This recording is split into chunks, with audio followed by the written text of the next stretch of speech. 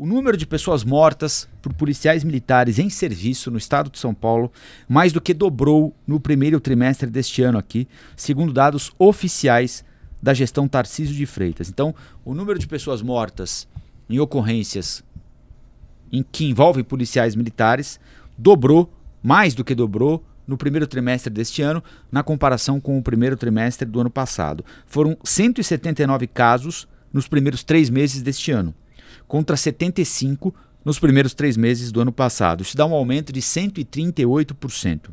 É o maior número de vítimas, de mortes, em ações da PM no estado desde 2020, pandemia, quando foram 218 vítimas.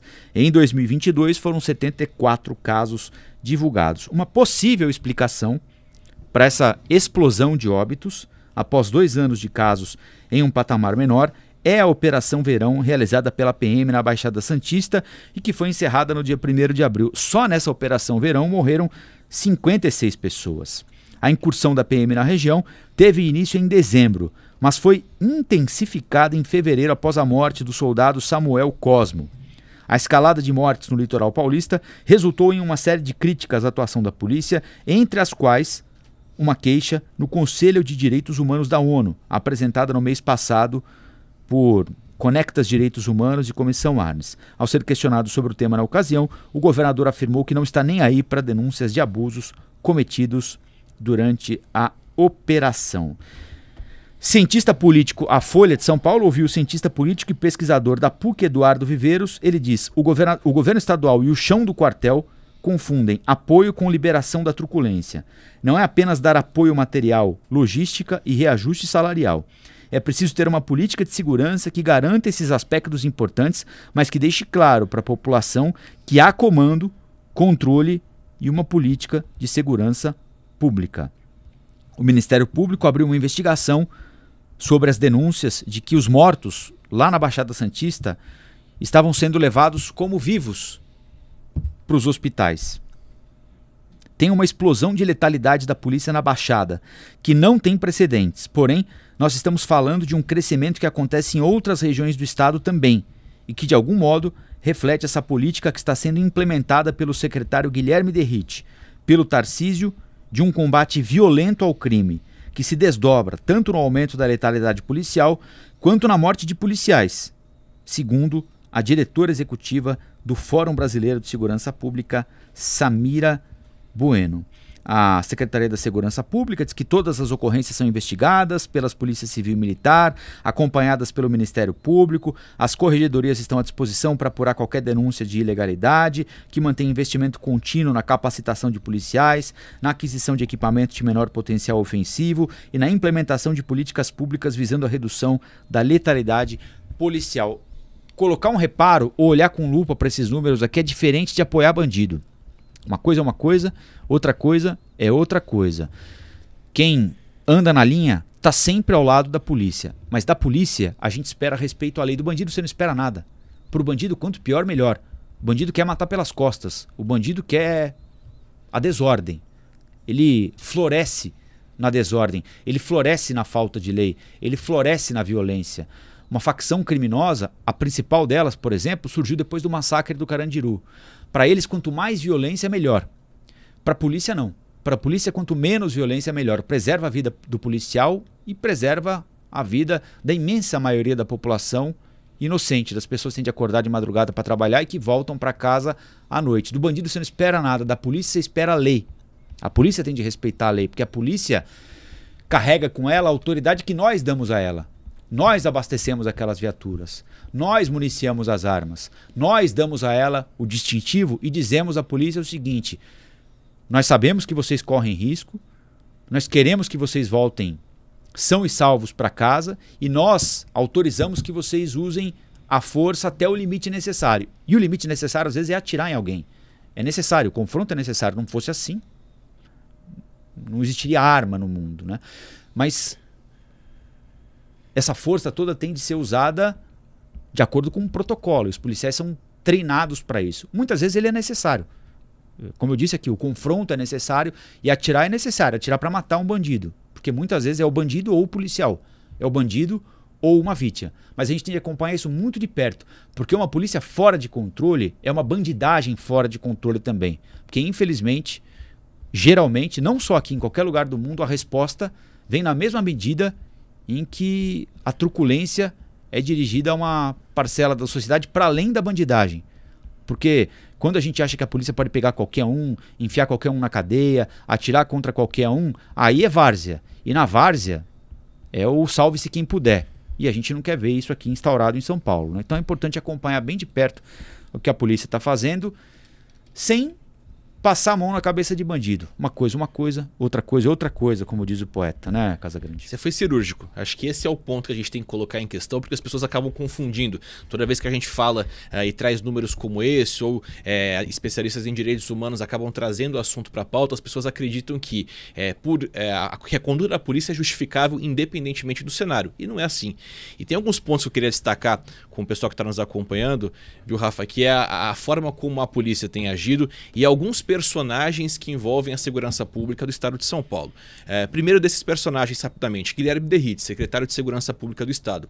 É uma figura formada no Barro Branco, mas que ele fez carreira dentro da PM de São Paulo na elite da polícia. Ele foi tenente da rota e também chefiou ali a força tática, ou seja, ele já tem uma formação dentro da própria polícia de um pouco mais de rigidez, de confronto, enfim, né? de confronto, exatamente. A gente sabe que a rota é caracterizada, né, e foi por toda a sua história, por realmente ser bem incisiva. Então, esse já é o primeiro sinal que a gente tem de uma liderança do governo, dentro do governo do estado, que tem um pouco mais desse lado, esse questionamento. Você tem um segundo ponto, um governador como Tarcísio de Freitas, que sempre foi muito defensor da ala da polícia, é um apoiador pelos próprios militares à sua campanha, enfim, agora ao seu governo, e ele tem sinalizado muito a esse público que é o público da PM. E um terceiro ponto que eu trago para vocês, esse questionamento quanto ao uso das câmeras corporais. Os números deixam evidentes.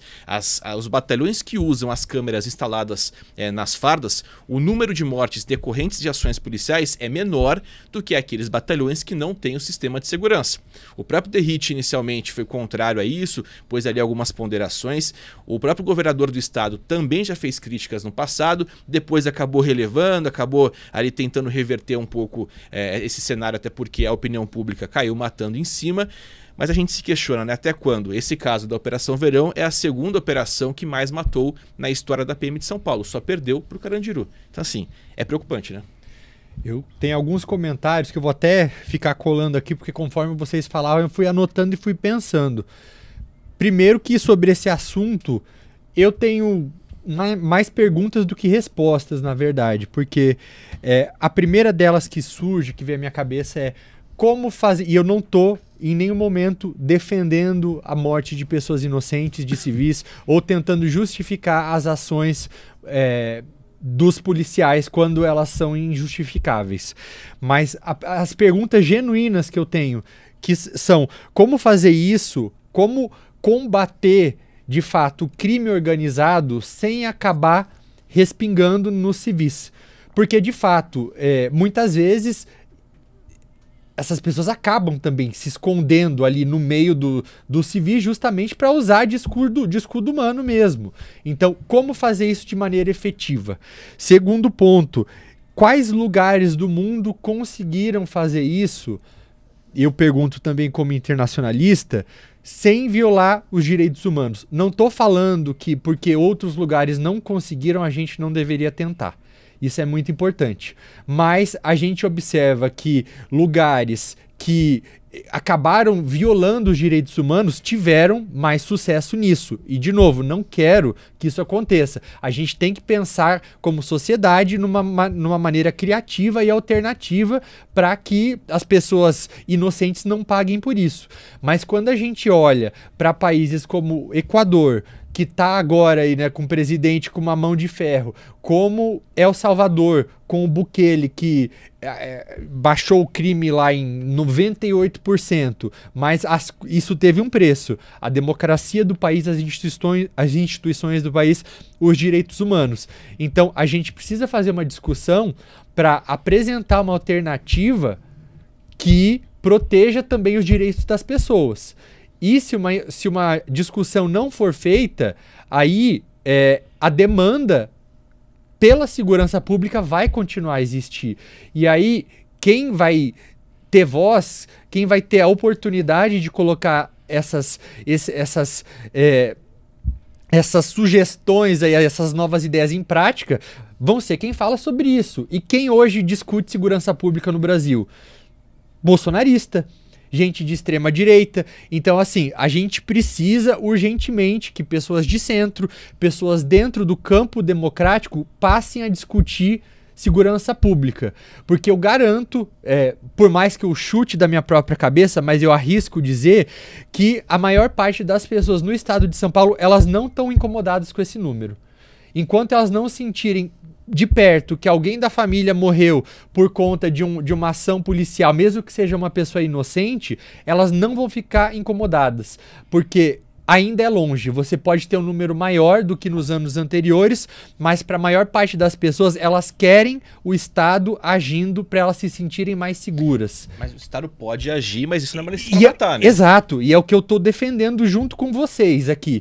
É o que eu acho que a gente precisa, nós do campo democrático, que defendemos a democracia e os direitos humanos, que são indivisíveis, que são inalienáveis, que são para todos, que não são uma pauta de esquerda, como muitas pessoas gostam de pensar. Gente, direitos humanos, qual câmera que é? É essa aqui? Essa aqui? Direitos humanos não pode ser vendido como pauta de esquerda. A própria liberdade econômica é um direito humano. A liberdade de você ter sua propriedade privada é um direito humano. Então, os direitos humanos são para todos. E nós que defendemos isso, precisamos que esse assunto seja discutido. Porque se a gente não falar disso, vai ter gente querendo falar sobre isso e propondo soluções que não são as soluções mais ideais para a democracia. Então, assim, isso precisa ser discutido como um todo. As pessoas precisam se incomodar com o que está acontecendo. Mas, de novo, vai para aquele exercício de empatia também. Enquanto não chegar perto do maior número de pessoas, infelizmente não vai incomodar a sociedade. Que é o caso de El Salvador agora, que tem muitas famílias tendo parentes presos, pessoas inocentes sendo presas porque tem uma tatuagem, porque são acusados de fazer parte de uma gangue, para que isso comece a incomodar a sociedade de alguma maneira. E mesmo assim, o presidente de El Salvador é o político com maior popularidade do mundo. Então, assim, o governo tem que ficar atento, mas, de novo, é um discurso que vai de acordo com aquilo, com aquela bandeira que o governo já tem, de bandido bom é bandido morto, e acaba colocando inocentes no pacote do bandido morto, só que inocente é uma coisa e bandido é outro. Olá, aqui é o Rafael Colombo. Gostou do que acabou de assistir? Se inscreva no canal Cortes do Flow News para os melhores momentos. Quer acompanhar os nossos programas na íntegra? Então se inscreva no nosso canal oficial, Flow News.